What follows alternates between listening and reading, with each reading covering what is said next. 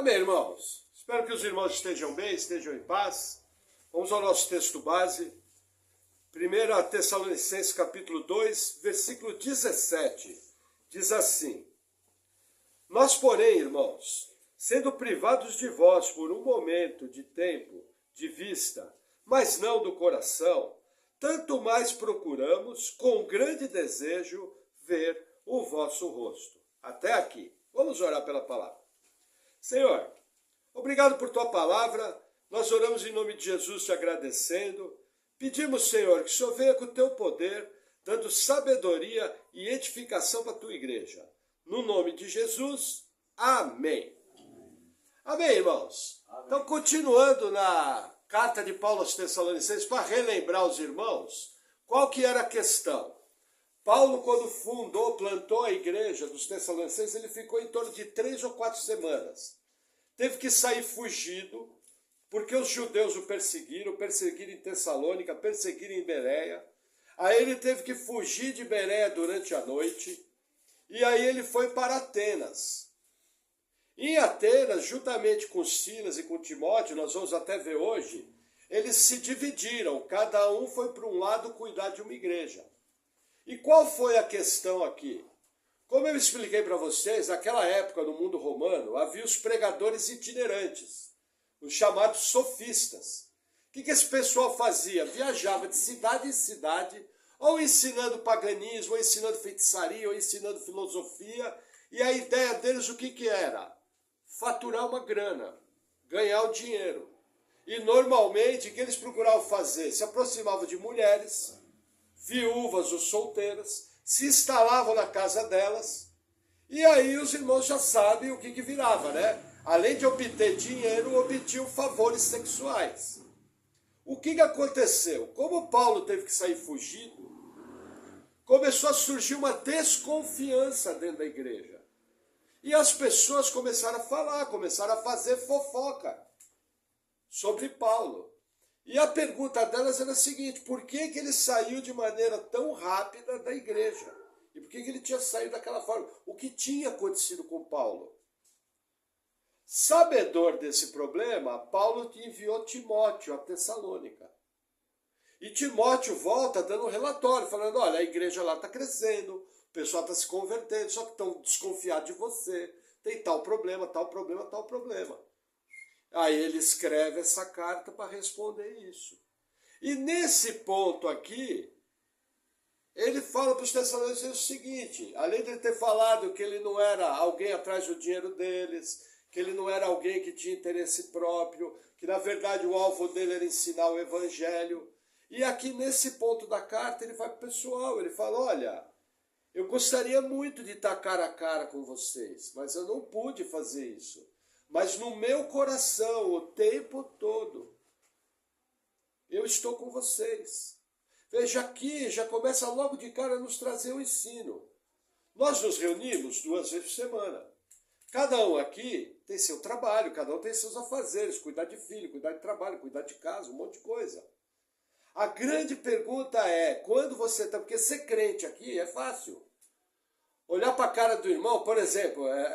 É coisa minha, não sigam o meu exemplo. Por exemplo, eu não gostava daquele hino, que é mais antigo. Aqui tinha um hino na igreja que o pessoal fazia assim: eu preciso de ti, querido irmão.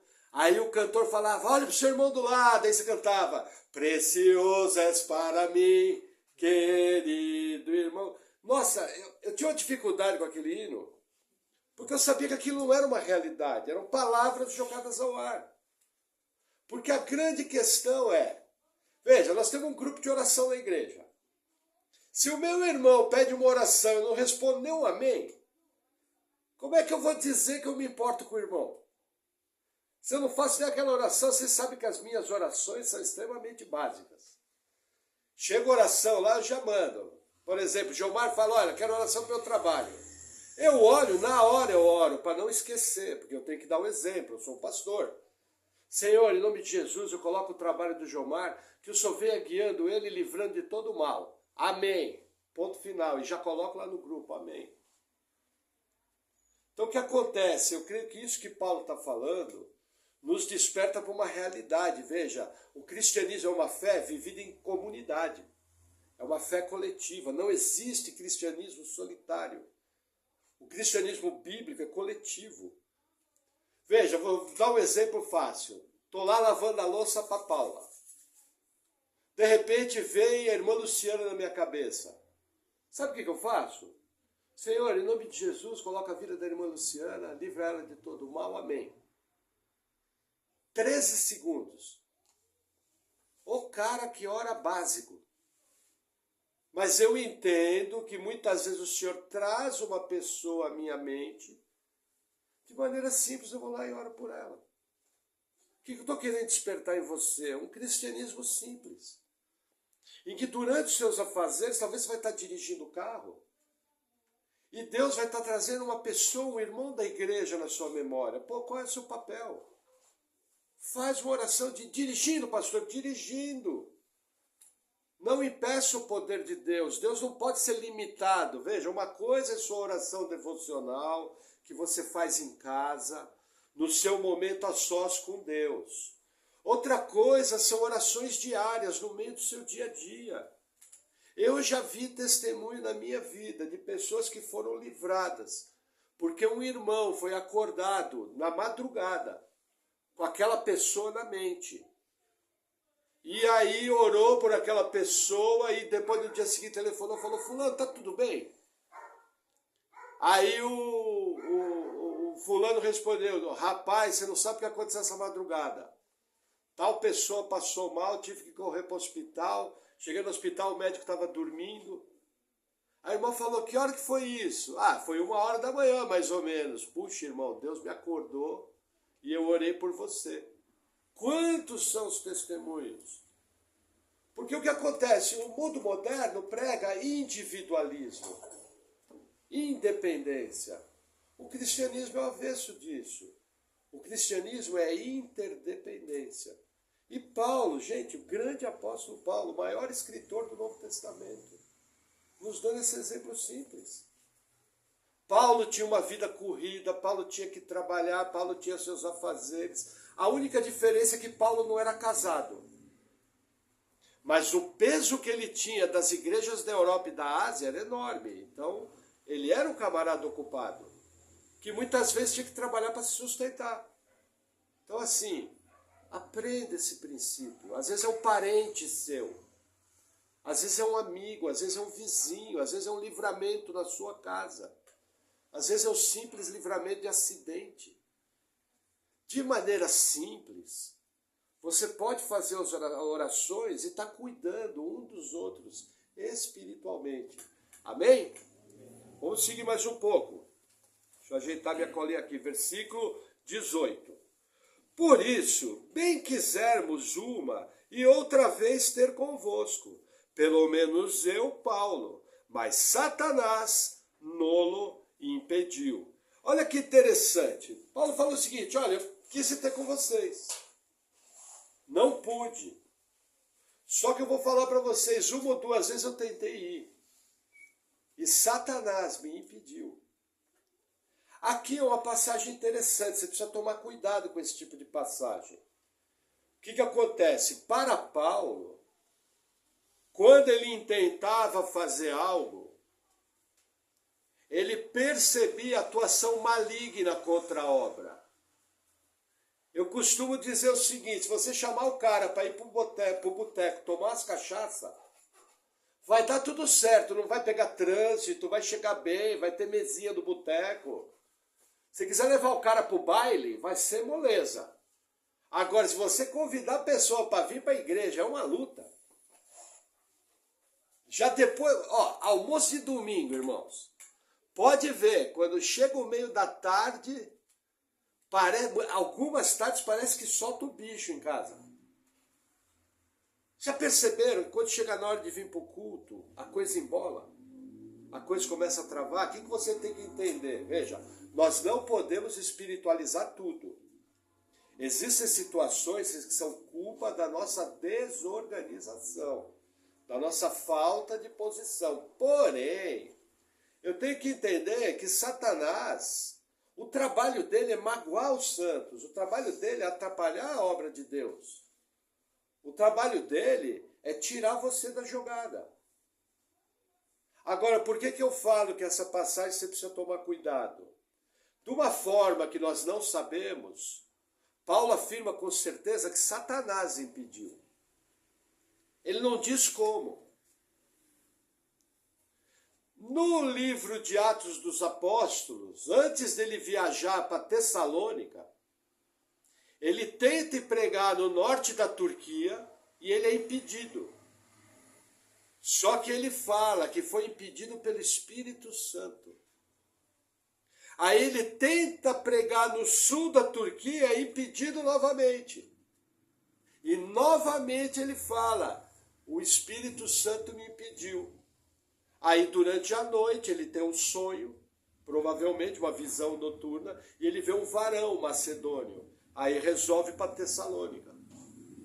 Então o que eu tenho que ter sensibilidade? Veja, nem toda porta aberta é de Deus. E nem toda porta fechada é do diabo. Normalmente como é que eu interpreto? Ah, se deu tudo certo foi Deus. Opa, calma lá. Faça as coisas com calma. Perceba o que você está fazendo. Entendeu? Não precisa sair atabalhoadamente para resolver as coisas. Vai devagar, vai com calma, seja prudente. Por exemplo, vai comprar um carro. Chega lá, deu tudo certo. Ah, tá bom, vou assinar o recibo, já vou pagar. Opa, peraí, não. Chega uma pessoa e fala, olha, vamos fechar o negócio amanhã de manhã? Aí você chega em casa, você levanta relavando o carro, levanta o documento, vê se não tem multa em recurso. De repente, leva o seu mecânico para ver o carro. Porque, veja, quem está vendendo, quer vender. A hora que você põe o faz-me rir na frente dele, o cara brilha o olho. Entendeu? Porta está toda aberta. Mas eu já vi caso que a pessoa, o irmão, foi comprar o carro. Primeira coisa, foi em horário errado, à noite. Fechou o negócio. Quando amanheceu, ele viu que tinha feito a pior besteira da sua vida. Porque se precipitou. Entendeu? Como, por exemplo, uma vez aconteceu conosco, a irmã Aida vai lembrar, isso aí fazem 24 anos. Quando eu fui salvo, o documento do meu carro estava atrasado. Para vocês terem uma ideia, 24 anos atrás tinha uma multa para pagar de R$550. E lembra que eu falei para os irmãos que se eu chamava a Paula de meu bem, o banco vinha e tomava? Então não tinha dinheiro para pagar a multa. E a gente ia rodando com o carro meio escondido, trabalhando, tal. Aí, numa terça-feira, tinha curso na igreja. A irmã Aida congregava em outra igreja, a Paula ofereceu carona, saíram juntas. Atravessaram para a linha do trem, que a igreja da Aida era do outro lado. A Aida desceu, quando a Paula foi sair com o carro, o pneu estava furado. Mas furado, no chão. Aí um irmão vai lá, vou trocar o pneu. O irmão não conseguia soltar a roda do carro. E foi que foi. Conseguiu trocar o pneu. O que a irmã Paula poderia ter feito? Vou voltar para casa. Já está meio tarde, tal, resolveu ir embora. Resultado, quando chegou na frente do Detran, pegou uma blitz. E o carro foi apreendido. Na hora ele entendeu, não era para ir, mas eu quis insistir. Mas como Deus está no negócio, quando o carro foi apreendido, eu tinha uma motinha, fui buscar ela de moto, tal, já vim fazendo conta. Bom, como é que eu vou pagar isso aí? Não sei, mas a minha preocupação era, como é que eu vou para a igreja? Aí já fui fazendo conta, não, vou pegar o biarticular, que a igreja era lá na Venceslau Brás. Entendeu?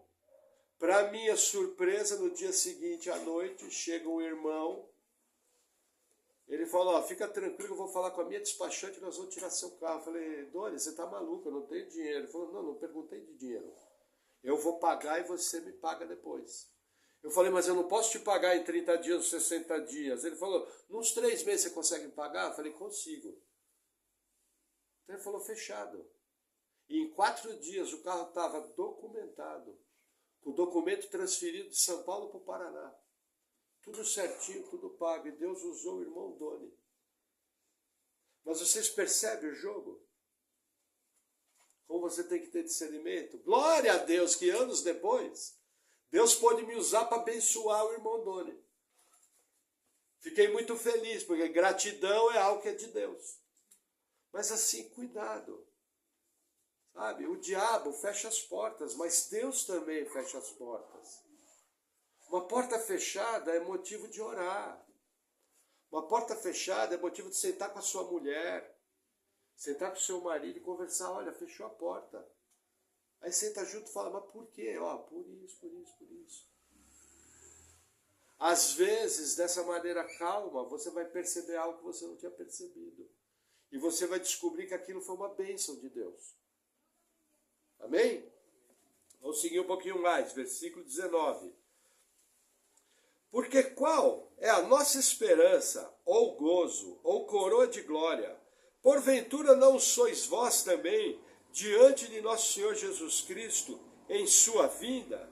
Porque vós sois nossa glória e gozo. Olha que interessante, Paulo aqui vai falar de uma coisa que muitos cristãos não se atentam. Salvação é graça. Tá? Na salvação, a sua parte é o pecado. A parte de Deus é tudo. Até a fé que você teve para ser salvo, foi Deus que deu. A obra da cruz do Calvário foi Deus que deu. Que a Bíblia fala que não foi por obras, foi um milagre. Tanto é que se você perguntar para qualquer crente e falar, quem foi que te salvou? O cara vai responder, foi Deus. Ele sabe que foi Deus. Só que o que acontece é como se a salvação fosse uma matrícula na escola. Imagina uma pessoa que quer cursar medicina. Aí imagina que alguém muito rico resolve pagar o curso. A pessoa tem o curso pago? Sim, é a salvação. Agora ela vai ter que estudar, fazer prova e concluir o curso. O que é isso? É o galardão. Paulo fala aqui que a obra na igreja de Tessalônica era o prêmio dele. Era a glória dele na vida de Jesus. O que Paulo está nos ensinando aqui? Veja, o seu passaporte para Nova Jerusalém está carimbado. Jesus fez tudo. A obra da cruz do Calvário pode salvar até o pior pecador. Agora, o que você faz depois de nascido de novo vai ter o chamado Tribunal de Cristo, onde todos nós vamos comparecer diante do Senhor e vamos dar conta das nossas obras. Sabe aquele seu familiar que estava com problema e você não orou? Ou aquele seu amigo de trabalho que estava falando de separar da esposa e você chegou para ele e falou, fulano, calma. O caso de vocês não é tão sério. Você já pensou em buscar Deus? E aí a pessoa foi, buscou a Deus e teve a vida restaurada. Sabe aquela pessoa que estava desesperançosa? E você deu uma palavra de ânimo? Sabia que Deus é tão bom que além de você ter a salvação de graça, tudo aquilo que você fizer de bom, você ainda vai ter prêmio. Só que tem uma coisa. Cada vez que eu me omitir, a Bíblia fala que eu vou ter reprimenda. Por exemplo, uma carona de uma família para a igreja, você vai ter prêmio. Aí você vai chegar lá e falar, mas Senhor, quem deu o carro foi o Senhor. Quem me deu saúde para trabalhar foi o Senhor. Quem inclinou meu coração para levar a pessoa foi o Senhor. Por que esse prêmio? Filho, fica tranquilo, meu reino funciona assim. Eu faço tudo, inclusive tudo que você fala é verdade. Mas pela minha graça eu quero te premiar. Entra no gozo do teu Senhor. Porque Deus é bondoso.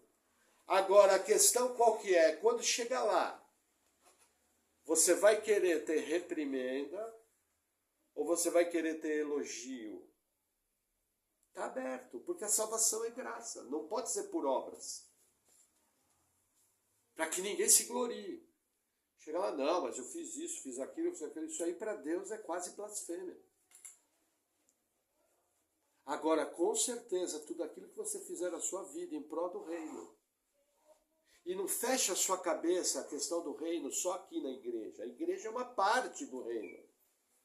Você muito mais vai ser o embaixador do reino lá fora, no seu trabalho, na sua família, se divertindo, passeando. Sempre vai surgir uma oportunidade para você fazer algo pelo reino. Se você assim o fizer, tem prêmio. Porque Deus é bom. Amém? Vamos lá, vamos adentrar o capítulo 3. Por isso, não pretendo esperar mais. Achamos por bem ficar sozinhos em Atenas. E enviamos Timóteo, nosso irmão e ministro de Deus, e nosso cooperador no Evangelho de Cristo, para vos confortar e vos exortar acerca da vossa fé. O que acontece? Lembra que eu falei que Paulo fugiu de Tessalônica para Bereia? Em Bereia ele foi perseguido de novo, fugiu durante a noite para Atenas. Em Atenas ele vai se encontrar com Silas e vai se encontrar com Timóteo. É uma equipe apostólica. Nós temos que entender que a obra de Deus ela é feita de maneira individual, mas principalmente de maneira coletiva. Veja, Paulo ficou preso em Atenas, não preso em cadeia, ficou preso pelas atividades. O que ele fez? Ele falou, olha, achei por bem ficar sozinho. E aí, pela leitura bíblica, a gente descobre o quê? Silas foi enviado para a cidade de Filipos, que é mais ou menos uns 150 quilômetros de Tessalônica. Lembra aquela estrada que eu expliquei para vocês, que atravessava toda a Ásia? Por essa estrada chegava em Filipos. Então Silas foi para Filipos fazer o quê? Cuidar da igreja. Lembra, a vendedora de púrpura, Lídia, se converte. Paulo expulsa um demônio de adivinhação, da adivinhadora, e vai preso. O carcereiro é salvo. Tudo isso foi em Filipos. Aí o que Paulo faz? Fica sozinho na grande cidade de Atenas, que tinha em torno de 1 milhão de habitantes, não era uma cidade pequena. Manda Silas para Filipos e manda Timóteo para Tessalônica. Por quê? Para cuidar. O que eu aprendo aqui de uma maneira muito simples? Muito simples. Quantas vezes, tenta lembrar na sua vida, que você foi impelido ou a dar um telefonema para uma pessoa, ou a fazer uma visita na casa do irmão. Tenta lembrar na sua vida que você vai lembrar disso. Ou até um parente. Ou até um amigo. Às vezes você vai chegar na casa do amigo, o caldeirão está pegando fogo. E você cai de paraquedas lá. No mínimo a briga já vai parar na hora. Porque não é assim, casal brigando. Tá quebrando o pau. Chegou parente, chegou amigo, todo mundo. Se for irmão, então, ô irmão, glória a Deus, aleluia. Fica todo mundo curado numa hora para outra. É assim, gente, é assim, pô.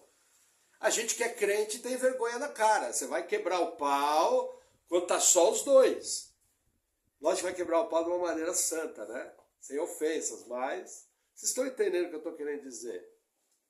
Só que muitas vezes o Senhor me impele a fazer algo e eu não faço porque eu fico pensando que é obra do meu pastor.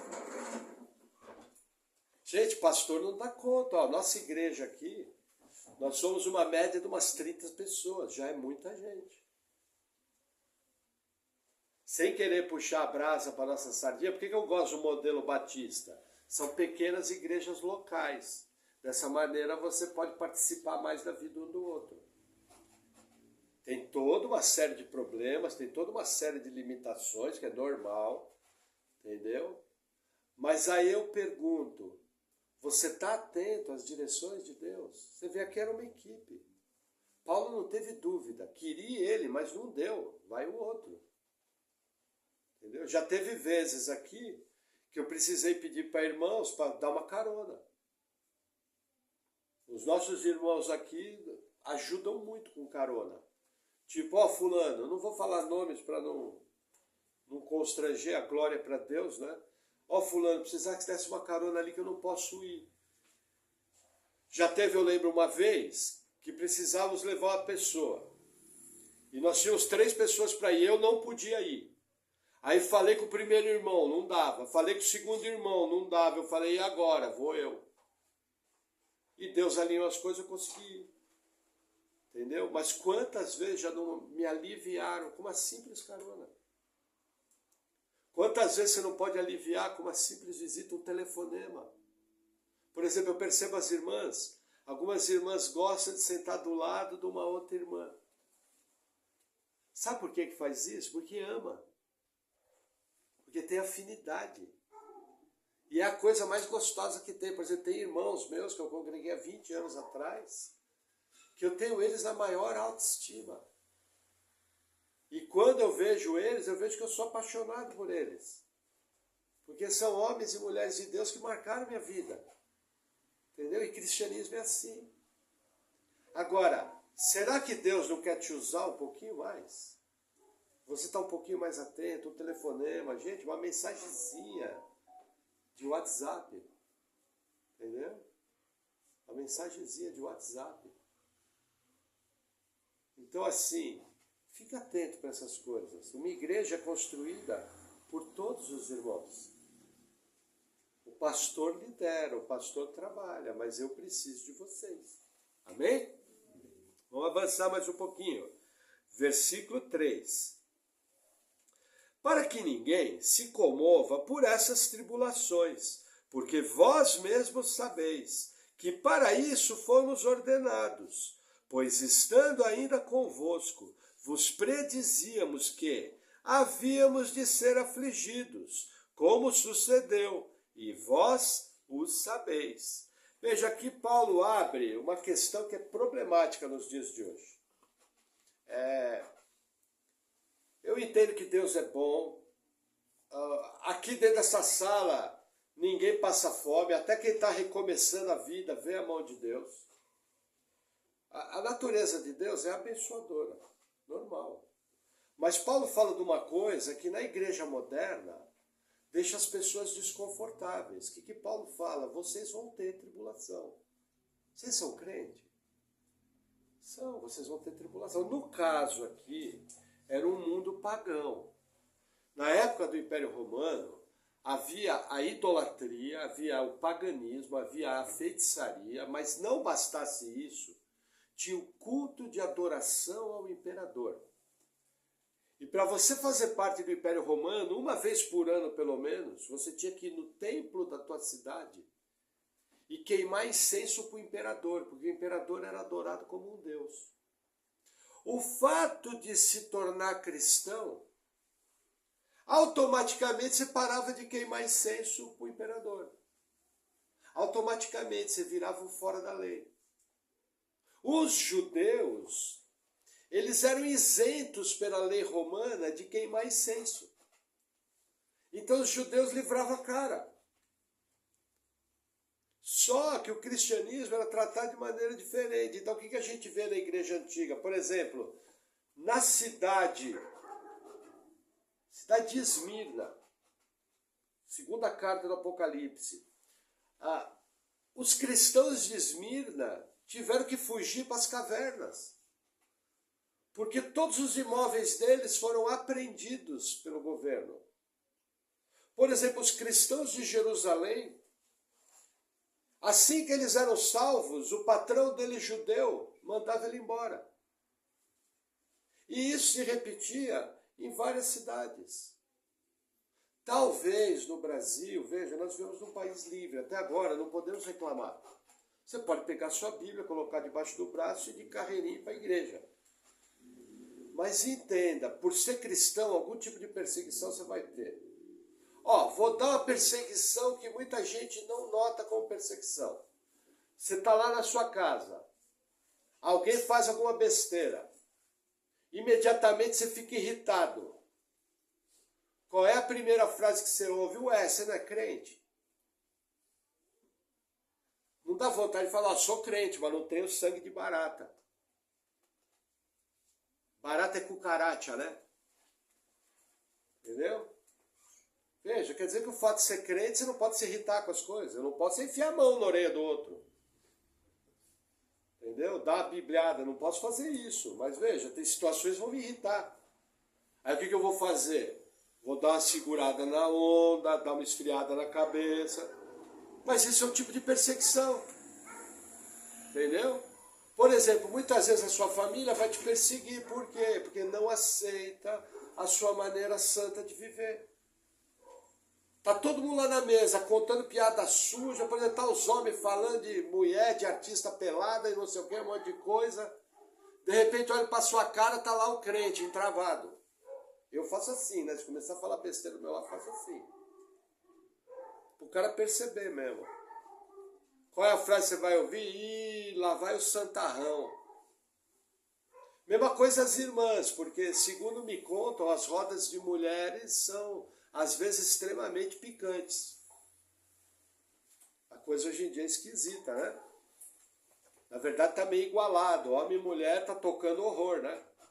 Tá aprontando. Entendeu? E aí você, como uma mulher de Deus, você não participa de determinadas conversas. E aí quando você se posicionar, você vai ser perseguida. Por exemplo, no seu trabalho, esses dias eu estava ouvindo um caso, um professor de... Ele é professor de teologia hoje, mas crente, igual a gente. Não é porque ele é professor que é diferente. No trabalho dele, ele perdeu um cliente, que o cliente queria fazer algo, ele falou, olha, fulano, isso eu não faço, porque é fora da lei.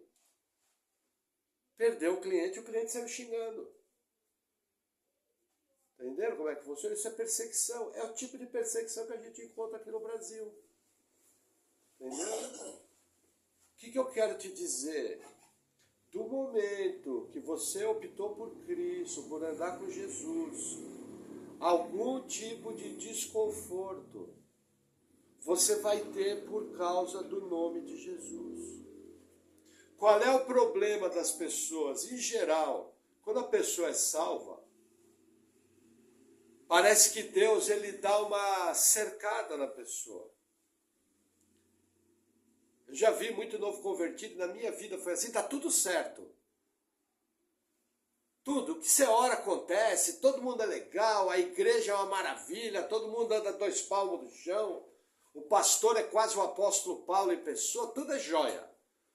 Num determinado momento começa a azedar o caldo. Coisas estranhas começam a acontecer. Esse é um momento perigoso. Por quê? Porque a sua fé está sendo provada. Qual que é a grande questão aí? Enquanto estava tudo bem, você estava motivado. Enquanto você estava motivado, suas emoções estavam a favor. Na hora que vem os problemas, as suas emoções baixam. A pergunta é, quando a sua emoção é contrária à sua fé, o que você faz? Vou dar um exemplo claro. Você está com uma doença grave. E aí você fica chateado com aquela doença. Aí você acorda no dia que você tem que ir no médico tomar uma medicação. Você chega e fala, não vou para o médico porque eu acordei chateado. Estou bravo. Deus não podia ter feito isso. Você faz isso? Vou te responder não, porque você não é maluco, senão você vai morrer daquela porcaria, daquela doença. A pergunta é, por que quando sua fé, suas emoções não estão bem, e está na hora de você vir para a igreja, carregar a bateria, cantar louvores para o Senhor, ouvir a palavra, ver os irmãos se animar, você chega e fala, nossa, não estou bem, não vou, hoje eu não estou legal. É estranho isso. Imagina no dia seguinte, com um monte de conta para pagar. Aí você acorda de manhã mal-humorado. Ah, não, hoje eu não vou trabalhar porque eu estou mal-humorado. A minha pergunta é, por que para as coisas do dia a dia, quando eu estou mal-humorado, quando as minhas emoções estão ao contrário, quando eu estou cansado, eu faço tudo. E quando é para buscar Deus, onde eu vou carregar bateria, onde eu vou me abastecer, vou ter meu espírito alimentado, eu chego e não vou. Então é o que Paulo está falando aqui. Gente, eu avisei de antemão. Vocês vão ter tribulações. E as tribulações que os tessalonicenses estavam tendo aqui, muito pior do que aquilo que a gente passa. Não chega nem aos pés. Esse pessoal aqui perdia cidadania. Isso nem de perto acontece no Brasil. Entendeu? Então assim, veja, se você for escravo das suas emoções, você é o perigo para você mesmo. Pessoas maduras, ó, aqui mais novinho, Humberto, Moisés e Rodrigo, mas já não são mais criança, o resto é tudo barbado. Gente, pessoa madura faz o que tem que fazer. Pessoa madura corre do que atrás do que tem que correr, não fica à mercê das suas emoções. Então, quando vier emoção contrária, vamos brincar de ser adulto. E vamos fazer o que tem que ser feito. Simplesmente porque é o correto a fazer. Amém? Vamos seguir mais um pouquinho, versículo 5. Os irmãos ficaram tudo bicudo comigo agora.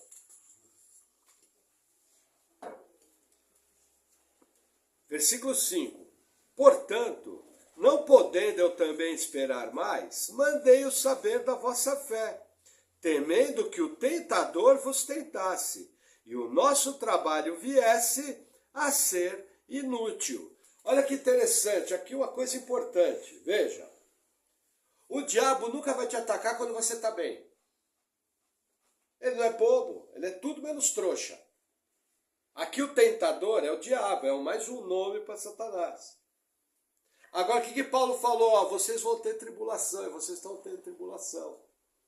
Eu enviei Timóteo porque eu sabia que o tentador ia tentar tirar vocês da fé. Vocês acham que vocês vão ser atacados pelo maligno quando está tudo bem. É exatamente o contrário, ele vai vir te atacar porque ele é sujo. Quando as suas emoções não estão bem, quando você está com um problema diário, quando você está passando por luta na família, quando você está passando por uma série de problemas. A hora que você mais tem que vigiar é quando você está passando por problemas, porque é aí que vem a tentação. E entenda, olha que interessante. Às vezes eu arrumo muita encrenca, porque as pessoas não me compreendem bem. Veja, como batistas, nós acreditamos que alguém que nasceu de novo, ele é salvo, é um fato. E de alguma forma Deus vai levar ele até o fim.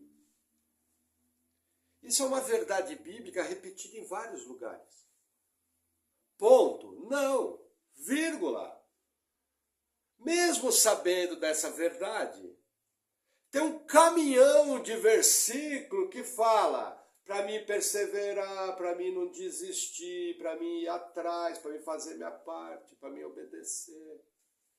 Eu pergunto, se está na Bíblia esse monte de versículo, é para ser bonito? Ou é para obedecer? Vocês entenderam? Uma verdade não inutiliza a outra. O fato de eu saber que o Todo-Poderoso, de alguma forma, pela sua graça, vai me levar até o fim, não tem nada a ver com a minha responsabilidade de correr atrás, de fazer o que tem que ser feito, porque não tem mentira na Bíblia. O escritor bíblico lida com essas duas verdades numa boa. Ele nem se preocupa. Numa frase ele fala, o próprio Paulo, uma frase fala, olha, vocês são guardados do mal. E na outra passagem ele fala, olha, por isso perseverai. Você fala, ó Paulo, você está meio maluco, né? Não estou maluco, os dois são verdade. O poder de Deus vai te guardar, mas você vai perseverar, entenderam? Não entra por essa... Isso não é um caminho bom. A segurança de salvação é uma confiança no Todo-Poderoso, que de maneira nenhuma muda a minha responsabilidade de buscar o Salvador. São duas verdades e a Bíblia lida com isso numa boa. Ah, pastor, não entendi. Bem-vindo ao clube, eu também não. E se você entender, me explica, porque eu não consigo harmonizar os dois. É que nem Jesus falando que antes da palavra sair da minha boca, ele já sabe o que eu vou falar. E também Jesus ensina o seguinte, que ele já determinou tudo. Só que no outro texto ele fala o seguinte, orai sem cessar. Não parece antagônico? Para Jesus, não. Ele garante os dois.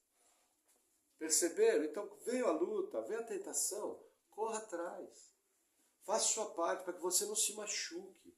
Quando a gente sai da igreja, é uma luta para voltar. Quando a gente se afasta do Senhor, parece que a briga é dobrada para voltar. E aí você volta com arranhão aqui, com o pé torcido, o cotovelo bateu. Aí eu pergunto, precisava? Então antes que algo pior aconteça, faz um esforcinho e corre atrás. Amém? Vamos lá, mais um pouquinho. Versículo 6. Vindo, porém, agora Timóteo, de vós para nós, e trazendo-nos boas novas da vossa fé e amor, e de como sempre tendes boa lembrança de nós, desejando muito ver-nos, como nós também a vós. Por essa razão, irmãos, ficamos consolados acerca de vós, em toda a vossa aflição e necessidade, pela vossa fé, porque agora vivemos, se estáis firmes no Senhor. Vamos fazer uma pausa aqui. O que Paulo fala? O simples. Ele fala, olha, Timóteo voltou. Fiquei muito feliz que vocês estão bem. Fiquei muito feliz que vocês têm uma boa estima de mim. Aqui entra mais um ensinamento interessante. Veja, um dos critérios que você tem que ter do local onde você congrega, você precisa gostar do seu pastor. Você não vai conseguir congregar num lugar que você não vai com a lata do pastor. E, gente, não é pecado, às vezes você não tem afinidade. Veja, na igreja a gente ama todos, o que tiver ao nosso alcance a gente faz. Mas você não vai ter afinidade com todos. Vai ter irmãos, famílias que você vai ser mais próximo. Mesma coisa o pastor. Entendeu? Tem que ser uma pessoa que você confia, tem uma pessoa que você olha para a vida e fala, não, dá para andar junto. O nariz está apontando para o mesmo lugar. Entendeu? Isso é importante, senão você não vai aguentar ficar na igreja. Agora, olha que interessante, novamente Paulo toca na mesma ferida, fala, olha, as lutas e as necessidades aqui inclusive é necessidade financeira. Porque adorar a Deus fazendo churrasco é fácil. Quero ver você adorar a Deus com o seu filho passando fome e perguntando, pai, por que não tem comida na mesa? E você tem que dar a resposta bíblica para ele. Lógico, a gente sabe a resposta, né? Se não tem comida na mesa, a igreja local falhou. Já começa daí, né? Porque pela Bíblia não pode ter ninguém com falta de comida. Os irmãos concordam que é papel da igreja suprir os irmãos? A gente, pela Bíblia, não precisa mandar mendigo de barriga cheia para o inferno. Você pode fazer ou não. Agora, é obrigação da igreja local colocar comida na mesa dos irmãos. Isso é básico, qualquer fariseu cego faz. Mas vamos supor que aconteceu algo e o teu filho está com fome. É fácil servir a Deus nesse momento? Não é fácil, né? Entendeu? Então, por isso que você precisa se libertar das suas emoções. Amém? Vamos avançar mais um pouquinho. Versículo 9, caminhando para o fim. Porque que ação de graças podemos dar a Deus por vós, por todo o gozo com que nos regozijamos por vossa causa, diante do nosso Deus. Olha que interessante. Gente, a palavra gozo é uma palavra muito mal usada nos dias de hoje. A palavra gozo na Bíblia é como se fosse uma alegria incomparável, é júbilo, é algo, é um fervilhar de alegria que vem do coração. Isso aí só Deus pode dar. Isso aí só a vida cristã pode dar. Você não vai encontrar isso em nenhum outro lugar. E aqui Paulo, é interessante, o gozo dele era o bem-estar da igreja. O gozo dele era ver as pessoas bem. Gente, vocês conhecem as minhas limitações. Vocês me conhecem bem, alguns aqui caminham comigo há mais de 10 anos, então já conhecem todos os defeitos já do pastor. Mas os irmãos já perceberam que eu sou preocupado com vocês quando a coisa começa a caminhar errado. Já percebeu que 2 cultos que já não funcionou bem, eu já mando mensagem. Não que eu seja muito bom, mas uma coisa eu tenho, temor de Deus. Como eu sei que eu vou dar conta da vida de vocês para Deus, eu vou lá e mando a mensagem. Porque às vezes o cara fala, nossa, meu pastor é uma bênção. Não, não é tudo isso não. Não se engane. Entende? Mas tem que ter o cuidado. Você precisa olhar no seu pastor e falar, pô, o cara está atento com a minha vida, o cara está preocupado. Se eu precisar de uma orientação, ele está do meu lado. Se eu precisar que ore comigo, ele está do meu lado. Ele é um pastor acessível. Sem querer fazer uma crítica, veja, como que eu poderia fazer isso numa igreja de 500 pessoas? Inviável. Às vezes até tem gente que quer culpar, nossa, eu congreguei numa igreja por 8 anos. Nenhuma vez eu tive uma entrevista com o pastor sênior da igreja. Mas eu nunca culpei ele, porque era inviável para ele. E ele, pelo menos, teve a estratégia de ter outros pastores ajudando e as pessoas tinham acesso a esses outros pastores. Mas assim, você tem que ter... Gente, depois, olha, vou te falar aí, depois do seu médico, acho que até antes do médico, a pessoa mais importante que tem na sua vida é seu pastor. Porque as direções que ele vai dar ou vão edificar a sua vida ou vão destruir sua vida. Lembra que eu ensino que as más teologias destroem vidas? Então assim, fique atento nisso. E quando o seu pastor falar, liga a antena. E se ele tiver alegria na sua vida, melhor ainda. Ele está indo no caminho certo. Amém? Vamos mais um pouquinho, caminhando para o fim, versículo 10. Orando abundantemente dia e noite, para que possamos ver vosso rosto e supramos o que falta da vossa fé. Olha que interessante. Ministério de oração. Paulo orava o tempo todo. Já ensinei para vocês. Você quer saber o quanto você é dependente de Deus? A resposta é simples. Quanto você ora? E, gente, na boa, tá? Quem andar comigo sabe que eu sou o orador mais básico do mundo. Os irmãos sabem, vocês veem aqui na oração. Quem é que ora mais rápido aqui na igreja, João? Não sou eu.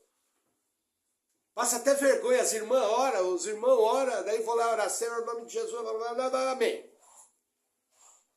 Parece corrida de cavalo. Entendeu? Mas não importa, tem que orar. Entendeu? Se ora bonito, se ora com palavra bonita, se ora com palavra simples, se ora rápido, se ora devagar, não importa. Se você depende de Deus, orar. Entendeu? O tempo todo. Vou te dar um conselho. Se você orar simples, vai ser mais fácil. Entendeu? Agora, se Deus te der a graça, que eu não tenho, de orar aquelas orações bonitas assim. Entende? Se Deus te der essa graça, ore bonito, não tem problema. Não é pecado orar bonito. Mas orar simplesinho também funciona igual. Tá bem? Versículo 11. Ora, o mesmo nosso Deus e Pai e nosso Senhor Jesus Cristo encaminha a nossa viagem para vós. Olha que interessante. Gente,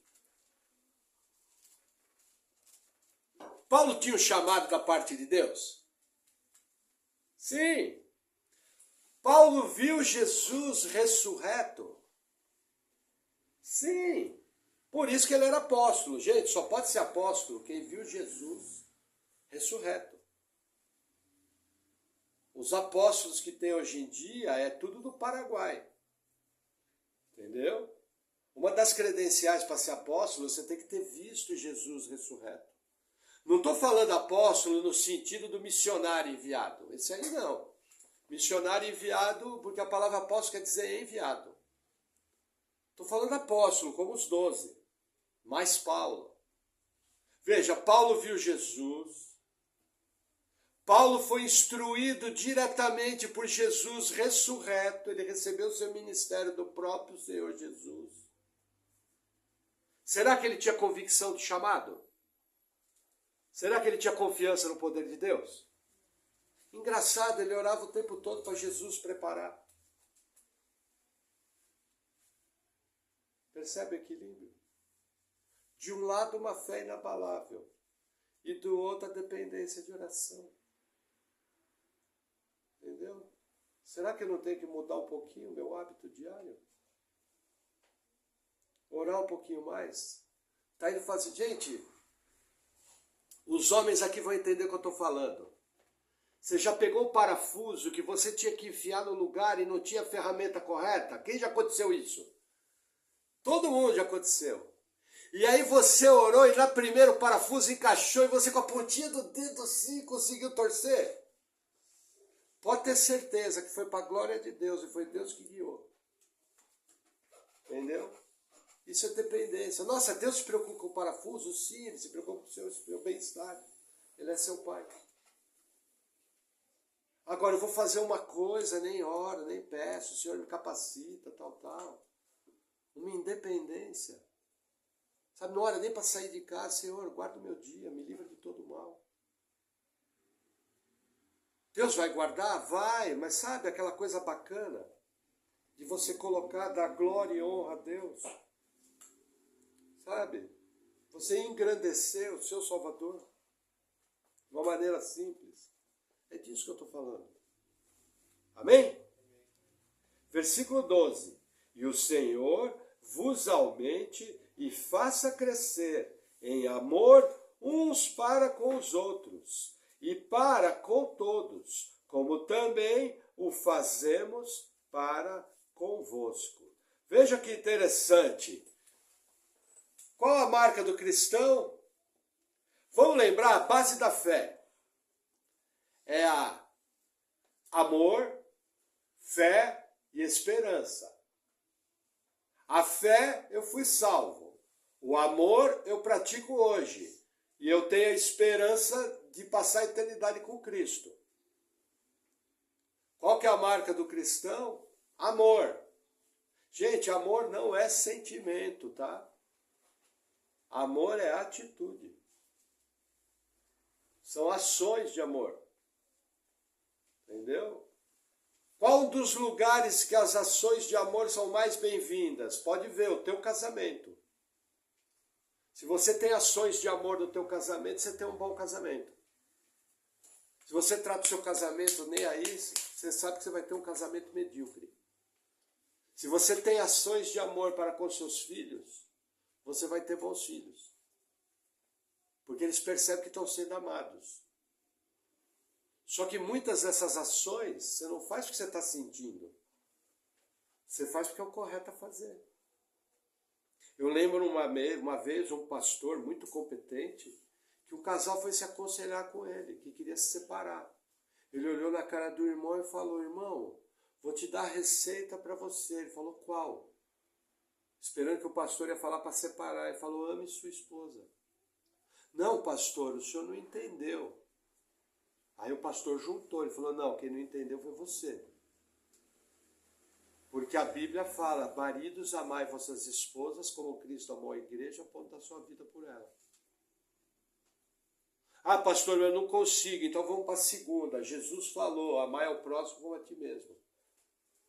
Não, mas o pastor não entendeu, então deixa eu te falar a terceira. Jesus falou, amai os vossos inimigos. Essa aí aprendi com o reverendo Ageu Magalhães, lá da Presbiteriana de Vila Guarani. Entende? Mas não é verdade? Amor é caminho. É caminho. Entendeu? Então nós temos que ter atitudes de amor uns com os outros, atitude de amor na nossa casa. Entendeu? O amor tudo suporta, o amor tudo crê, o amor tudo pode. Pastor, como é que eu faço quando eu estou com vontade de esganar o meu marido e eu tenho que amar? Ame. Sabe o que você faz? Faz o seguinte, ó. Vou te ensinar uma unção do copo d'água. Quando estiver bem bravo, doido para falar, marido e mulher, você faz assim, você pega um copo d'água, enche e faz assim.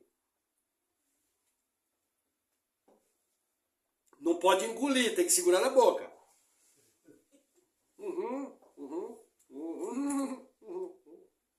Depois de uns 5 minutos você bebe. Aí você esfriou a cabeça, acalmou. Entendeu? A gente brinca, fala que essa é a unção do copo d'água. Ficar quietinho. Amém? Versículo 13, encerrando. Para confirmar os vossos corações, para que sejais irrepreensíveis em santidade, diante de nosso Deus e Pai, na vinda de nosso Senhor Jesus Cristo, com todos os seus santos. Gente, aqui é uma coisa interessante. Aqui o livro começa a mudar. Deixa eu ver como é que está nosso tempo. Só para dar uma pincelada aqui. O que acontece? Até agora Paulo falou só de opinião pessoal. E aqui ele começa com a parte teológica. Veja, essa informação passa batido. Jesus vai voltar. E juntamente com ele nós vamos estar juntos. É o que ele vai começar a tratar no próximo capítulo, que nós vamos ver domingo. Entendeu? Então o que acontece? A igreja, esposa do Cordeiro, está sendo preparada para se encontrar com Jesus na sua vinda. Quer você venha conhecer a sepultura ou não. Todos nós, nascidos de novo, vamos nos encontrar com Cristo nos ares, num piscar de olhos. Nós vamos nos encontrar com Cristo. A questão é, esse padrão de santidade aqui, perfeito, ninguém é. Ninguém. E os irmãos já descobriram de maneira triste que se você não vigiar, peca. Por causa da nossa natureza carnal, nossa natureza pecaminosa. Infelizmente, no nosso sangue habita o pecado. Tivemos o perdão dos nossos pecados? Sim, mas esse corpo aqui já era. Isso aqui é a lata velha. Entendeu? Mas infelizmente a gente peca. Agora a pergunta é, no seu coração, na sua mente, você busca caminhar como um servo de Cristo? Você busca obedecer? Você procura fazer diferença no trabalho, fazer diferença no casamento, fazer diferença na família? Se você quer conseguir isso, você vai ter que ter uma predisposição. Não apenas isso. Por exemplo, os crentes têm uma visão infantil do mundo espiritual. O que muitos crentes acham? Eu já vi isso acontecer. Chega o final do culto, eu falo, agora eu vou orar por todo mundo e vou ungir. Veja, unção com óleo é para doente. E de preferência quando ele não pode vir na igreja. Não é para mais nada. Mas qual é o problema? O problema é que eu acho que vai vir o anjo do plim-plim, o anjo da varinha mágica e vai bater na minha cabeça. E a partir daquele minuto eu vou virar o santarrão. Vou virar o apóstolo Pedro II, o retorno. Isso não existe. Santidade é um processo que vai durar a vida inteira. Esse processo envolve altos e baixos, envolve lutas, envolve dedicação, envolve graça de Deus. Aonde que entra a graça? Quando você acaba de pecar, você fala, Deus, eu acredito, pequei de novo. Se você é um crente que ama o Senhor, você vai confessar, fala, Senhor, me perdoa, não quero isso. Aonde que entra a graça?